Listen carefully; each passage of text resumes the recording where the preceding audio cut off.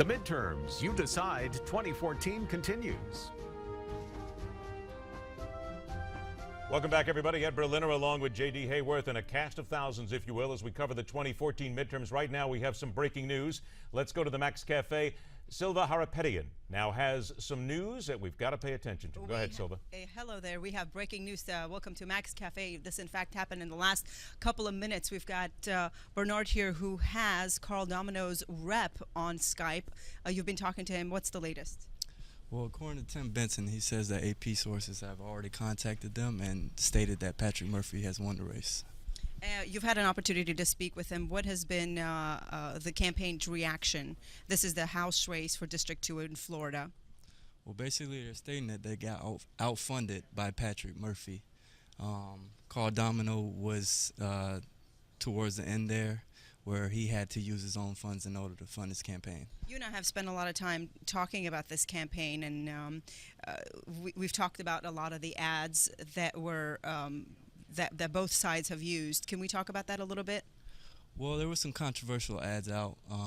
Patrick Murphy came out with an ad that was discussing jogging, where he was actually jogging, and he was stating that he wouldn't use the congressional gym. He would save that money and put that money somewhere else. And Carl Domino came out with a response to that ad, saying that Patrick Murphy was running away from the policies that he supported via Obama's, immigration and other policies that. What did we hear from the voters when we looked at Twitter and we looked at the virtual world? Obviously, people have already decided this race, Patrick Murphy winning this particular district. But what did the voters say? Well, the voters basically just said that, they really didn't care about the whole jogging and controversial ads. They would rather just vote for the person's policies that they believed in. Okay, and just a few minutes ago, we had another update coming. Stacey, can I have you tell me a little bit about this? Thank you very much, by the way. This was a Skype interview from Carl Domino and Tim Benson. Thank you for joining us. We appreciate you hanging out with us. Stacey, can we talk about the governor race in Florida? We just had an update as well that came through Twitter as well, right? Yeah, the update is Charlie Crist's was denied, and the polls are now closed in Broward County and all across Florida, so they will not be staying open any longer. All right, so the petition to extend those hours has not been granted, has been denied. So this is the very latest from Max Cafe. Right back to the studio. All right, thank you very much. And that, again, is a motion, an emergency motion that Charlie Crist's office filed. They wanted the polls to stay open until 9:30 in Florida. The Broward County Supervisor of Elections says, we never got any sort of a request. Charlie Crist says, we sent it and you denied it. The gamesmanship is on. Well, Charlie Crist switched parties. He switched tactics. This is a common tactic of the left. Despite all the early voting, despite everybody knowing about the election, they say, oh, there's not enough time to have people vote. Keep our polls open in voter-rich areas for our particular party. And it's been interesting to see how Charlie has adapted to the Democrat way of doing things so quickly, in my opinion. One other note on that race for Florida House seat, District 18. Patrick Murphy tries to cast himself as a, quote, independent here at home. He had a lot of money, the advantages of incumbency. Carl Domino tried to self-fund. It is interesting to see what happens now with Skype, where you have one of the Domino staffers apparently talking with our folks in the Max Cafe, taking the word of AP and basically conceding by extension. Now, I don't know if Carl Domino authorized whomever was chatting with us by Skype, but to have somebody from your campaign out prematurely saying this before you're ready to concede, it shows just how social media is changing these types of campaigns.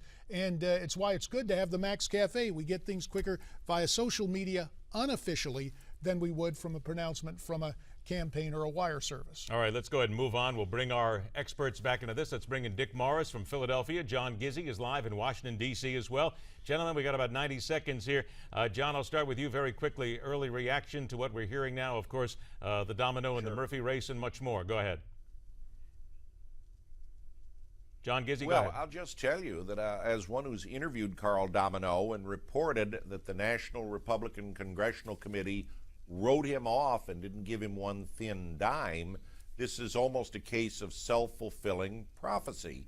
Now, that said, I certainly would never hire anyone who makes decisions based on AP. It's like the old saying, do you believe what you read in the paper?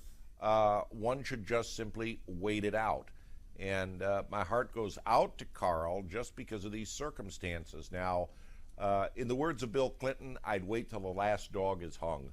All right, about 30 seconds left. Dick Morris, we come to you. Not what I would hope. Kay Hagan is ahead by 9 points with a quarter of the vote in. The results in Georgia are overwhelmingly in favor of the Republicans. We're going to keep that seat easily, and of course kept the Kentucky seat. But the North Carolina result gives me a little bit of worry. All right, we'll go ahead and watch that as the night goes on. Numbers continue to come in. John and Dick stand by as well. Small surprises starting to come in at this point, but that's okay. We have plenty of time.